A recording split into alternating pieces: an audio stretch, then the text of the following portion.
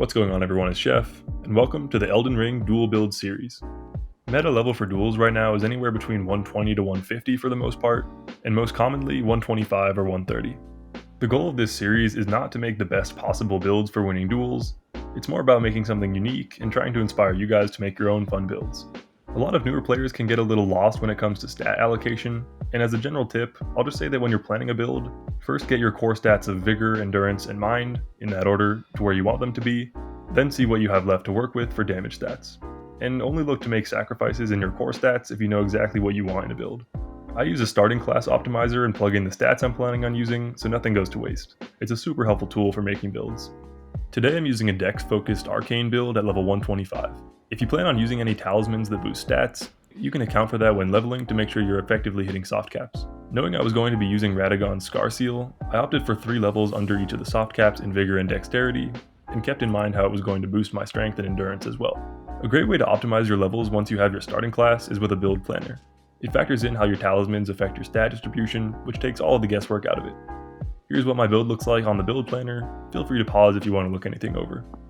What I wanted to go for on this build was a jump attack focused setup.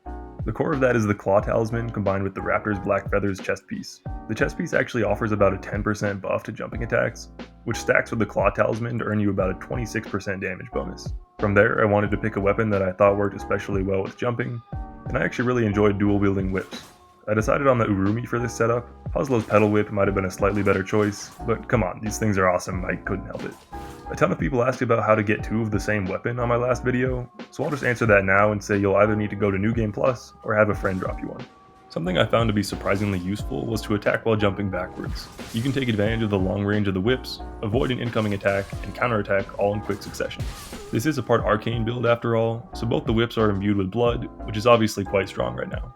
Any Ash of War is fine on the left hand whip as long as you imbue it with blood, and for the right hand whip, I'm using Raptor of the Mists. It doesn't look like much when you use it out of combat, so a lot of people may have been confused as to what it does. When you crouch down, you get iframes, and if you manage to dodge a hit with them, you get launched into the air, where you can then follow up with an attack. This works as a jump attack too, which means you get the damage bonus from both the Claw Talisman and the Raptor's Black Feathers when you connect an attack out of the Ash of War. The iframes are pretty substantial. I was dodging right out of Rivers of Blood Ashes for punishes, which was super satisfying. As for the talismans, I'm using the Claw Talisman of course, Erdtree's Favor +2, Radagon's Scar Seal, and the Ritual Shield Talisman. If you drink a Physic Blast with the Bubble and Regen, the damage of the first hit is essentially negated, and the Regen allows for your Ritual Shield to come back super quickly. It's a pretty strong combo in PvP. Besides the chest piece, everything else is just what I thought looked cool and certainly not optimal at all, so if you wanted to try out the build for yourself, definitely feel free to wear as heavy armor as you can while still being medium load. That's about it for the jump attack build. It's such a fun build to play around with, and in my experience so far, it was actually performing really well in duels. With some gameplay coming up in just a moment, I'm curious what style you guys prefer. Watching the clips in a fast-paced montage is more fun to me, but I know some people just prefer watching raw gameplay without any music. I'd love to hear your thoughts after watching the gameplay.